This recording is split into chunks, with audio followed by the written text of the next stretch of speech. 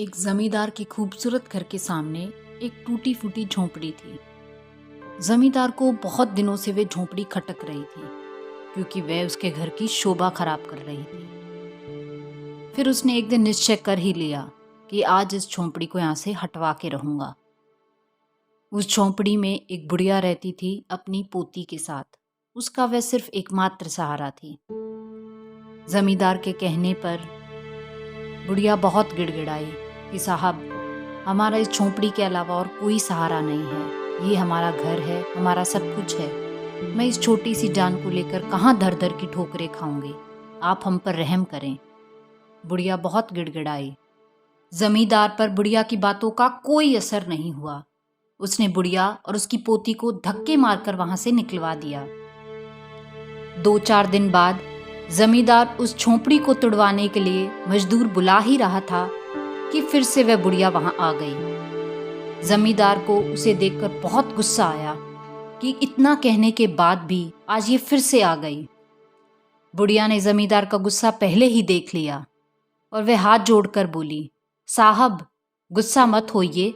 आज मैं अपनी झोंपड़ी की मांग करने नहीं आई हूं क्योंकि वो सब व्यर्थ है। बस मेरी पोती, जो कि मेरा एकमात्र सहारा है, उसने 2 दिन से खाना नहीं खाया है। पगली जिद लगाए बैठी है कि अपने घर में ही जाकर खाना खाऊंगी। अब उसे घर तो मिल नहीं सकता। सोचा उस घर की एक टोकरी मिट्टी ही ले जाऊं, शायद उसके एहसास से वह खाना खा ले। जमींदार बुढ़िया से छुटकारा पाना चाहता था, इसलिए उसने बेमन हामी भर दी।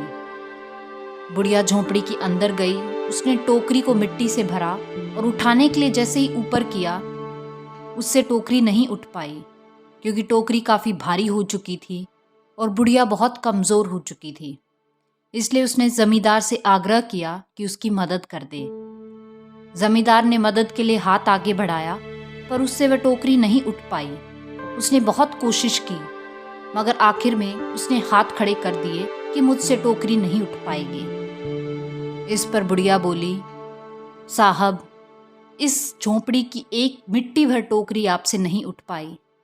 फिर आप सोच लीजिए कि इस झोंपड़ी का भार आप कैसे उठा पाएंगे।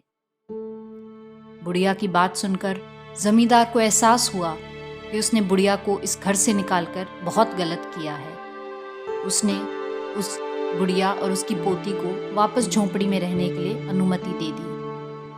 जाने अनजाने हम बहुत बार अपनों का दिल दुखा बैठते हैं, मगर जब हमें उनका एहसास होता है तो हम बहुत बोझिल हो उठते हैं।